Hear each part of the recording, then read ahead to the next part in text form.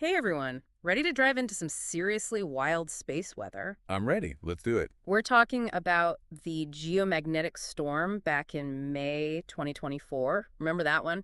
You might have caught some whispers. Hard to forget. It was a big one. Yeah. Really shook things up in our atmosphere. We're going deep into the research on this, and let me tell you, the findings are like something out of a sci-fi movie.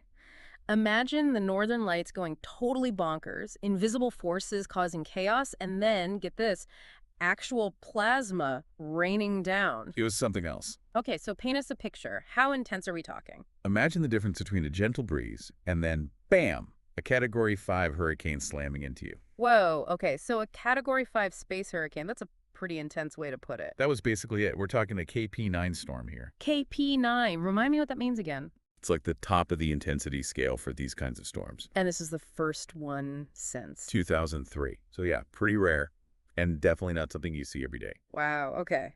So this massive space hurricane hits. I'm guessing it makes it pretty tough for scientists to even study what's going on. You're telling me it was a huge challenge just gathering data during this thing. Imagine trying to study a hurricane while it's knocking out your weather stations left and right. Okay, yeah, not easy. But despite those challenges, this research paper still paints a pretty incredible picture of what went down. And some of the visuals they describe are seriously mind-blowing.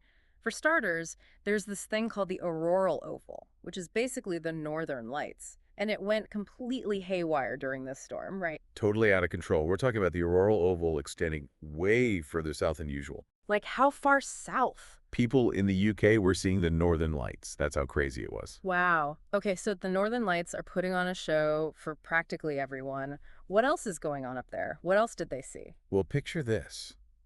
A massive wave of charged particles, all getting pushed around by this storm, almost like a cosmic traffic jam. A cosmic traffic jam. Okay, I can kind of picture that. That's the Storm Enhanced Density Plume, or SED plume for short. Kitschy name. Yeah, it's a mouthful.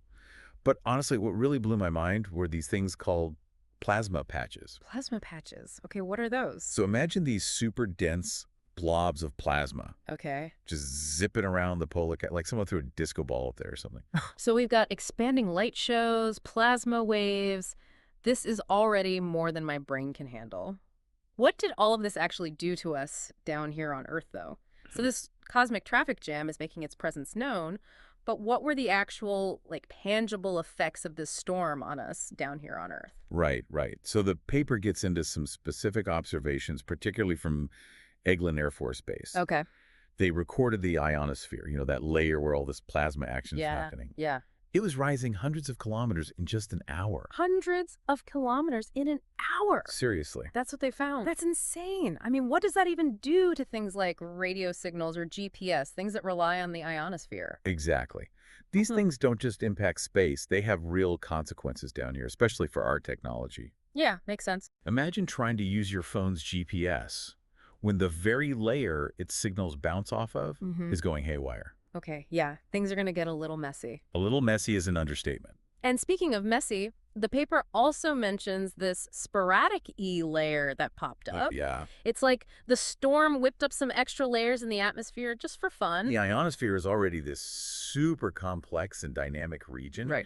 And this storm threw it into overdrive. Really? The sporadic E layer is this thin, unpredictable layer of ionization that shows up in the E region. Okay.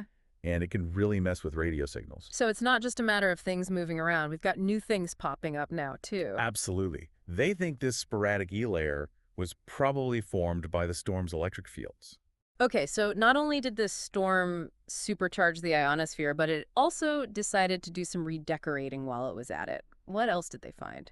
Anything else? On top of everything else, they clocked these ridiculously fast plasma winds at the edge of the storm. Plasma winds. Thousands of meters per second. Wow. So how fast are we talking, like in terms of... Think faster than a fighter jet. Okay, so this thing is just ripping through the atmosphere. It's like this storm through a massive space party and then completely trashed the place. You kind of always like that, yeah. But what happened after the party was over? Did things just go back to normal? That's where things get interesting. It's not as simple as that. This is where the long game comes in. Okay, so what do you mean long game? So remember all that intense heating and particle outflow we were talking about before? Yeah. All that wild activity? Uh-huh. Well, it turns out all of that actually depleted the ionosphere. It depleted it. What do you mean? It used up a lot of the stuff that makes the ionosphere, well, the ionosphere. Oh, okay, so it's like the storm used up all the fuel for the party. No more party favors. Exactly. And that depletion led to something interesting. What's that? Less scintillation on the second day. Scintillation, now there's a word you don't hear every day. What is that? It's basically the disruption of radio waves, like GPS signals as they pass through the ionosphere. Okay, got it. Less plasma, less scintillation. So that's a good thing, right? Less disruption. You would think so, right? Yeah. But it's not that straightforward. Less disruption, yeah, I would think that's a good thing. What's the catch? Well, this depletion we're talking about, it didn't just vanish overnight, you know. So it stuck around for a while. It lingered for days, actually. And get this, it wasn't just some local thing either. Really? This depletion, it affected even the mid-latitudes. You mean thousands of miles away from where the actual storm hit its peak? Exactly. It's like the after-party effects were felt across the entire planet. Wild. So why should we care about all of this? I mean, what does it all mean, really? It's a huge wake-up call. What happens in space, it doesn't just stay up there. Right. Space weather, these geomagnetic storms, they have global reach. They can really impact us down here on Earth. In ways we probably don't even realize. Exactly.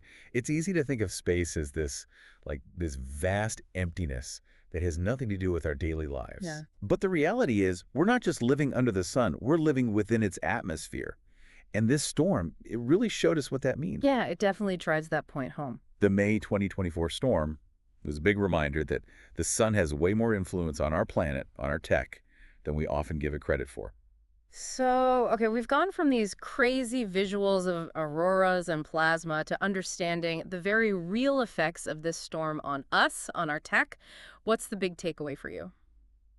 For me, it just highlights how everything is connected. I mean, it's mind-blowing when you think about it. Yeah. The sun's activity, the way our atmosphere works, the technology we depend on, it's all linked.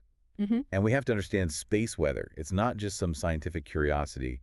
It's crucial for our world, especially as we get more and more reliant on tech. Totally. It's reassuring to know there are people out there, like you, who are dedicated to figuring all this out. Oh, there's some amazing minds working on this stuff, believe me. I'll admit, I never really gave much thought to space weather before, but after this deep dive, I'm definitely paying attention. That's what we like to hear. So until next time, everyone, keep looking up. Remember, that stunning light show in the sky, it's just the beginning of the story when it comes to space weather.